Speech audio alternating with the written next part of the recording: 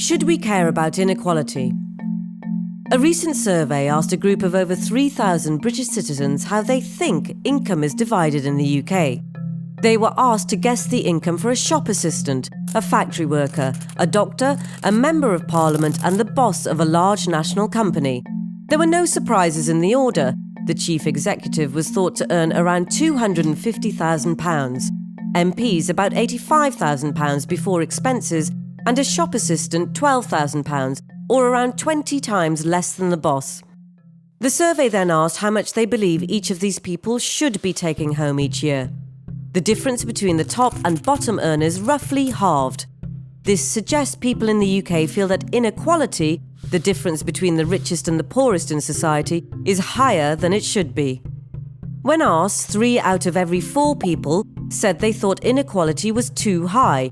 But how does what we think and what we believe inequality should be compare with actual inequality?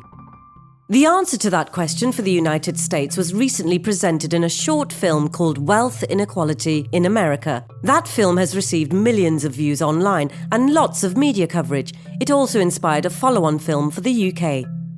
But before we look at the UK in detail, we must accept that there are disagreements over the best way to measure inequality. Is it best to look at income or wealth, today or over time? We look at all of these measures. We use official statistics and we provide links to the data. But while the measures may be different, the conclusions are the same. To make things simple, let's imagine the population of the UK as a group of 100 people, each person representing 1% of UK households. Some of these people might live alone, others as a couple. Some might have children, others might be teachers, nurses, footballers, plumbers, accountants, even celebrities. Now let's line these people up from the poorest to the richest. Let's colour code the bottom fifth, the top fifth, and those in the middle. And let's take the total household income of the UK. That's around £900 billion, and imagine it's £1,000 coins. We can now show roughly how the UK's income is shared. This is what a perfectly equal society would look like.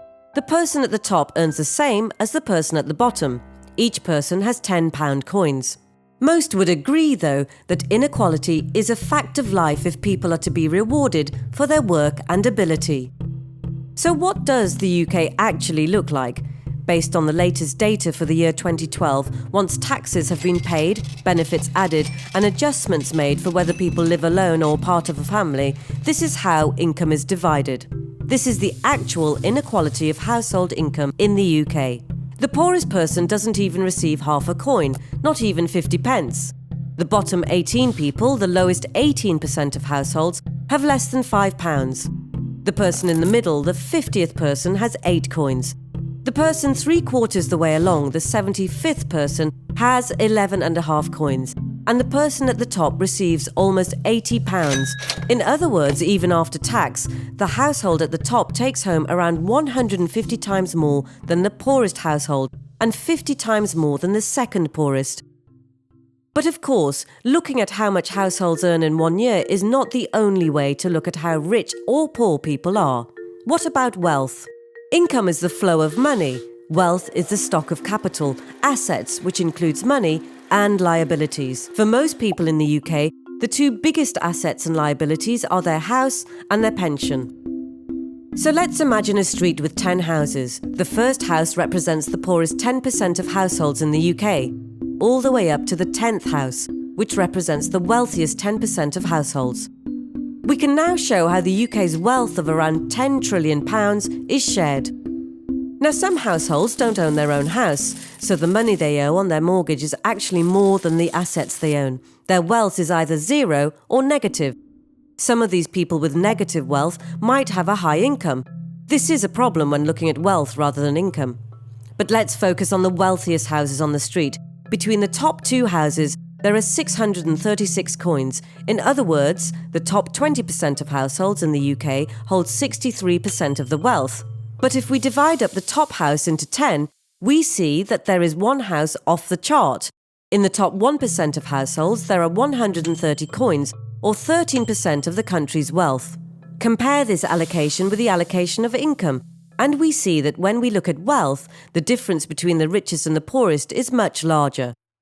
The biggest problem with taking a snapshot, however, is that inequality changes over time. The best data we have is for income. We start the graph in 1961 and move forward through each decade. We can see that inequality is clearly on the rise. And remember, this is inequality after taxes and benefits. So inequality is higher than we think it should be, and it is higher than it was in the 1960s. But still, many people would accept more inequality today if it meant that more people stand a chance of getting to the top. It's our good fortune that we have data on social mobility as well. Let's go back to 1958. Let's take a couple from the bottom quarter of all earners and let's assume they have a child. At birth, what are the chances of that child born in 1958 ending up in the top quarter by the time they're in their early 30s? Well, by 1991, 17% of the top earners in society came from families at the bottom. By comparison, over 1/3, that's 34% of top earners, came from families in the top quarter. If we take a child from 1970 in the bottom quarter of earners, at birth, what are the chances of that child born ending up in the top 25% by the time they reach 30? By 2000, 13% of people in the top quarter were born at the bottom, down from 17% in 1991. By comparison, the proportion of people in the top quarter whose parents were also in the top quarter had risen from 34% to 42%.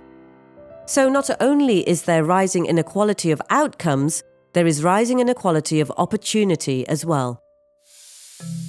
There is one final way of looking at what has happened to inequality, and that is by looking at individual earnings rather than households. We can compare the earnings of a person 10 from the top to a person 10 from the bottom. In 1970, the person 10 from the top earned 2.5 times more than person 10 from the bottom. This stayed roughly the same throughout the 1970s, but changed dramatically in the 1980s, and by 2010, the difference was 50% larger. This is not to say that life hasn't improved in other ways, but on the issue of inequality, all our measures show that the difference between the richest and the poorest in the UK is getting larger. For many people, this is a price worth paying if it means we are living in a country where people have the opportunities to climb up the social ladder.